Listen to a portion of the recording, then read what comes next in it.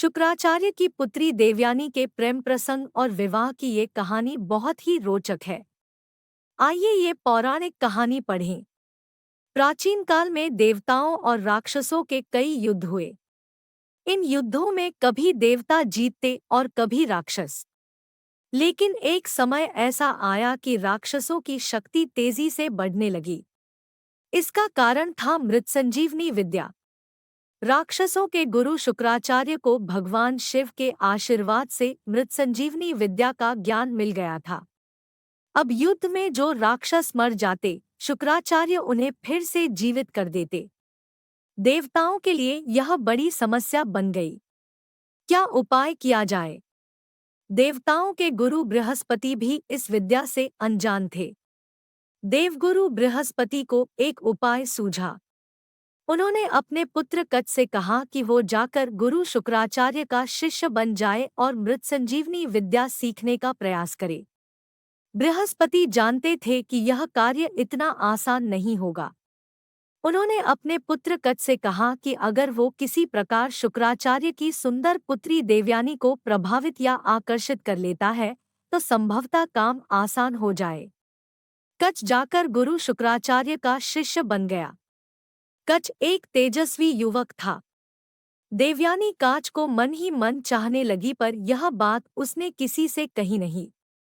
इसी बीच राक्षसों को यह बात पता चल गई कि देवताओं के गुरु का पुत्र कच शुक्राचार्य से शिक्षा ले रहा है। राक्षस समझ गए कि कच का उद्देश्य तो मृतसंजीवनी विद्या का ज्ञान पाना है। राक्षसों ने निर्णय लिया कि कच का जीवित रहना विनाशकारी हो सकता है, अतः वो चुपचाप कच को मारने की योजना बनाने लगे। एक दिन राक्षसों ने कच को पकड़कर उसका वध कर दिया। देवयानी ने जब यह जाना तो उसने रो रो कर पिता से कच को पुनर्जीवित करने की याचना की। शुक्राचार्य देवयानी का कच के प्रति प्रेम समझ गए। हारकर उन्होंने कच को जीवित कर दिया। इस बात से राक्षस चिढ़ गए। उन्होंने कुछ दिन बाद पुनः कच को मृत्यु के घाट उतार दिया। लेकिन शुक्राचार्य भी क्या करते, पुत्री मोह में उन्हें पुनः कच को जीवित करना पड़ा। अब तो राक्षस क्रोधित ही हो गए। उन्होंने सोचा जो भी हो जाए कच को रास्ते से हटाना ही होगा। उन्होंने तीसरी बार कच को मार डाला। इस बार राक्षसों ने चालाकी की। राक्षसों ने कच को मारकर उसके शरीर को जला दिया और राख को एक पेय में मिलाकर अपने गुरु शुक्राचार्य को ही पिला दिया। राक्षसों ने सोचा चलो अब तो छुट्टी हो गई कच की। लेकिन देवयानी ने जब कच को कहीं न पाया तो वो समझ गई कि क्या हुआ होगा। देवयानी ने पुनः अपने पिता शुक्राचार्य से विनती की कि वो कच का पता करें। शुक्राचार्य महान ऋषि थे। उन्होंने अपने तपोबल की शक्ति से कच का आवाहन किया तो उन्हें खुद के पेट से कच की आवाज आई। शुक्राचार्य दुविधा में पड़ गए। अगर वो कच को जीवित करते हैं तो वो स्वयं मर जाएंगे।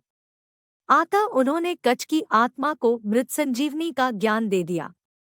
कच अपने गुरु शुक्राचार्य का पेट फाड़कर बाहर आ गया और शुक्राचार्य मर गए।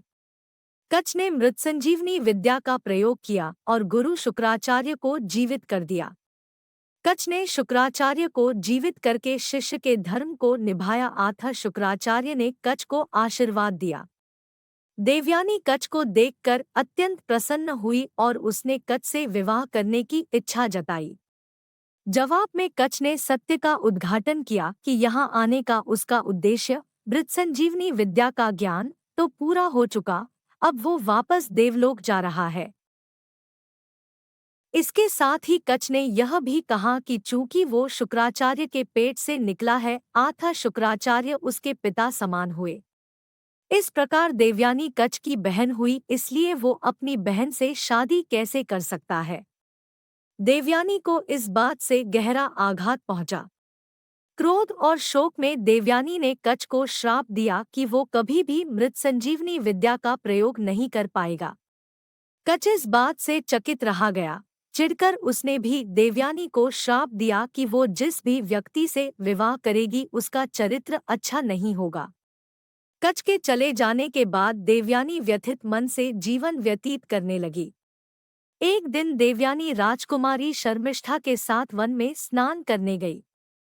राजकुमारी शर्मिष्ठा असुर राजा वृषपर्वा की पुत्री थी। राजा वृषपर्वा गुरु शुक्राचार्य का बहुत सम्मान करते थे और उन्हें मुख्य सलाहकार नियुक्त किए थे। इसी कारण देवयानी और शर्मिष्ठा में पहचान और दोस्ती थी। जब लड़कियां स्नान कर रही थी तो जोर ही हवा चली, जिससे नदी के बाहर रखे उनके सूखे कपड़े इधर-उधर बिखरने लगे। जब देवयानी ने नदी से बाहर आकर कपड़े पहने तो गलती से उसने शर्मिष्ठा के वस्त्र पहन लिए। हवा की वजह से सब कपड़े आपस में मिल गए थे। देवयानी से यह भूल हो गई। शर्मिष्ठा ने जब यह देखा कि देवयानी ने उसके वस्त्र पहन लिए तो उसने चिढ़कर कहा, राजकुमारी के कपड़े पहनने से तुम राजकुमारी नहीं बन जाओगी। तुम्हारे पिता मेरे पिता के सेवक ही है, तो तुम भी सेविका ही हो। देवयानी एक अति सुंदर युवती थी। राजकुमारी के वस्त्र पहनने से उसकी सुंदरता और भी बढ़ गई थी। शर्मिष्ठा भी रूपवती थी, पर उसे देवयानी से स्त्री स्वभाववश जलन हुई। स्नान करके लौटते समय गुस्से और जलन से भरी शर्मिष्ठा ने देवयानी को एक सूखे कुएं में धकेल दिया और अपनी दसियों के साथ वापस नगर आ गई। कुआं बहुत गहरा नहीं था। देवयानी बच तो गई, लेकिन वो उस कुएं से बाहर नहीं निकल पाई। गिरने से लगी चोट से कराहती देवयानी बचाव की गुहार लगने लगी। संयोगवश उसी जंगल में युवा राजा ययाति शिकार खेल रहे थे। राजा ययाति महान प्रतापी राजा नहुष के पुत्र थे। जब ययाति कुएं के पास से गुजरे तो उन्होंने देवयानी की करुण पुकार सुनी। राजा ययाति ने देवयानी का हाथ पकड़कर कुएं से बाहर निकालकर उसकी प्राण रक्षा की। राजा ययाति एक सुदर्शन पुरुष थे। उनके सुंदर व्यक्तित्व से देवयानी प्रभावित होकर बोली, आपने मेरा हाथ पकड़ा ही है तो अब छोड़िए नहीं, आप मुझे पत्नी रूप में स्वीकार कीजिए। ययाति भी देवयानी के रूप यौवन पर मुग्ध थे। जब उन्हें पता चला कि देवयानी गुरु शुक्राचार्य की पुत्री है तो वो असमंजस में पड़ गए। ययाति ने देवयानी से कहा कि यद्यपि वो देवयानी से विवाह करना चाहते हैं, पर गुरु शुक्राचार्य को यह संबंध स्वीकार नहीं होगा। मैं यह विवाह करने में असमर्थ हूँ। यह कहकर दुखी मन से राजा ययाति ने देवयानी से विदा ली। जीवन में पुनः दूसरी बार देवयानी का तिरस्कार हुआ। अपमान दुःखशोक के सागर में डूबी देवयानी वही कुएं के पास बैठकर रोने लगी। उधर जब शाम ढले देवयानी जंगल से वापस नहीं आई तो शुक्राचार्य को चिंता हुई। शुक्राचार्य देवयानी को खोजने निकल पड़े। वन में जब उन्हें देवयानी मिली तो उसकी हालत देखकर उन्हें बहुत दुख हुआ। देवयानी के कपड़े गंदे, शरीर में चोट लगी और सुंदर मुख अश्रुओं में डूबा हुआ था। अपनी प्रिय पुत्री की यह दशा देखकर शुक्राचार्य बहुत दुखी हुए। उन्होंने देवयानी से पूछा कि उसकी इस दयनीय स्थिति के लिए कौन उत्तरदायी है। देवयानी ने राजकुमारी शर्मिष्ठा की बात बताई और कहा कि राजकुमारी ने मुझे एक सेवक की पुत्री कहा और मेरा अपमान किया। मैं यहाँ से तब तक नहीं हिलूंगी जब तक राजकुमारी शर्मिष्ठा मेरी दासी नहीं बन जाती। यह एक अवांछित इच्छा थी, पर गुरु शुक्राचार्य इस स्थिति में अपनी प्रिय पुत्री को न कैसे कहते। शुक्राचार्य ने राजा वृषपर्वा को संदेश भेजा कि वो उनके राज्य में वापस ही नहीं लौटेंगे अगर देवयानी के इच्छानुसार राजकुमारी शर्मिष्ठा देवयानी की सेविका नहीं बनी तो। राजा वृषपर्वा यह बात जानते थे कि गुरु शुक्राचार्य के बिना असुरों का पतन निश्चित था। राजकुमारी शर्मिष्ठा भी यह बात जानती थी। अपने वंश और राक्षस जाति के लिए उसने आखिरकार देवयानी की सेविका बनना स्वीकार कर लिया। दिन बीतने लगे। एक दिन देवयानी उसी वन में घूम रही थी कि पुनः उसकी मुलाकात राजा ययाति से हो गई। देवयानी और ययाति दोनों एक दूसरे को देखकर अत्यंत प्रसन्न हुए। इस बार देवयानी ययाति को अपने साथ लेकर पिता शुक्राचार्य के पास पहुंची और ययाति से विवाह करने की इच्छा व्यक्त की। गुरु शुक्राचार्य ने देवयानी की इच्छा स्वीकार की, पर उन्होंने ययाति के सामने शर्त रखी कि जीवन में कभी भी ययाति की वजह से देवयानी के आँख से एक भी अश्रु बहना नहीं चाहिए। ययाति ने यह शर्त सहर्ष मान ली। देवयानी और ययाति का विवाह हो गया। देवयानी से विवाह के बाद राजा ययाति वापस अपने राज्य प्रतिष्ठानपुर, आधुनिक इलाहाबाद शहर, वापस लौट गए और आनंद पूर्वक जीवन व्यतीत करने लगे। देवयानी के साथ सेविका राजकुमारी शर्मिष्ठा भी आई थी। दासी होने के बावजूद चूंकि शर्मिष्ठा एक राजकुमारी थी, अतः उसे भी रहने के लिए एक अच्छा महल दे दिया गया था। एक दिन शर्मिष्ठा अपने उद्यान में घूम रही थी कि उसका सामना उधर से गुजरते राजा ययाति से हो गया। कच के श्राप का असर कहें या शर्मिष्ठा की सुंदरता या विधि का खेल, राजा ययाति शर्मिष्ठा की सुंदरता पर मोहित हो गए।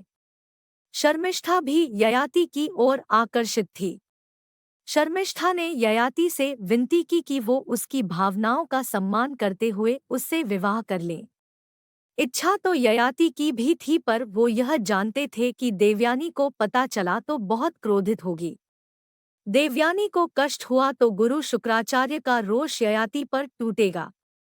शर्मिष्ठा ययाति से कहती है, राजधर्म के अनुसार यह बात जरा भी अनुचित नहीं कि एक राजा एक राजकुमारी से विवाह कर ले, अगर दोनों के मन में एक ही भाव हो तो। हम दोनों के मन में एक ही भावना है, इसलिए हमें निःसंकोच विवाह कर लेना चाहिए। आखिरकार ययाति शर्मिष्ठा की बातों से निरुत्तर हो गए और दोनों ने गुपचुप गंधर्व विवाह कर लिया। कुछ दिन बाद देवयानी गर्भवती हुई और उसके 2 पुत्र हुए, यदु और तुर्वस्तु। उधर शर्मिष्ठा ने भी 3 पुत्रों को जन्म दिया, पुरु, अनु और द्रुहिु।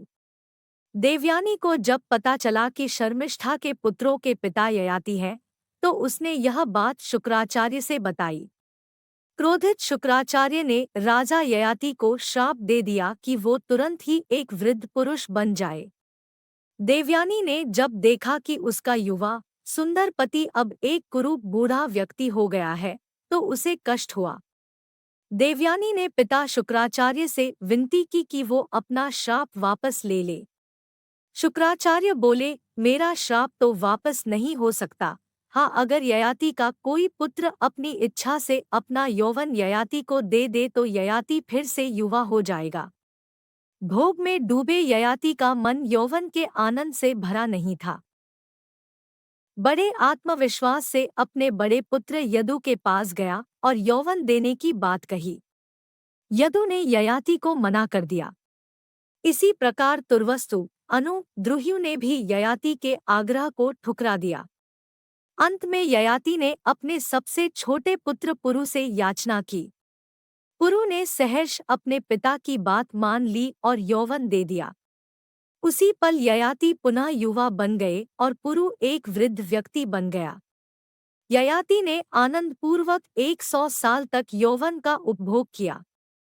100 वर्ष पूरे होने के बाद भी ययाति ने जब अपने को असंतुष्ट पाया तो वह सोच में पड़ गया। उसे समझ आया कि इच्छाओं का कोई अंत नहीं है, लाख मन की कर लो मगर फिर कोई नई इच्छा पैदा हो जाती है। ऐसे कामनाओं के पीछे भागना व्यर्थ है। ययाति ने अपने पुत्र पुरु के पास वापस जाकर उसे उसका यौवन वापस करने की सोची। जब पुरु को अपने पिता ययाति की इच्छा पता चली तो उसने कहा, अपने पिता के आज्ञा का पालन तो मेरा कर्तव्य था। आप अगर चाहे तो कुछ समय और आनंद भोग करें, मुझे कोई कष्ट नहीं है। ययाति ने जब यह बात सुनी तो उन्हें बहुत ग्लानि हुई। ययाति पुरु की उदारता से बहुत प्रभावित हुए और सबसे छोटा होने के बावजूद उन्होंने पुरु को अपना उत्तराधिकारी घोषित कर दिया। ययाति ने पुरु को उसका यौवन वापस लौटा दिया। पुनः वृद्ध रूप में आकर ययाति देवयानी और शर्मिष्ठा के साथ राज्य छोड़कर वानप्रस्थ हो गए।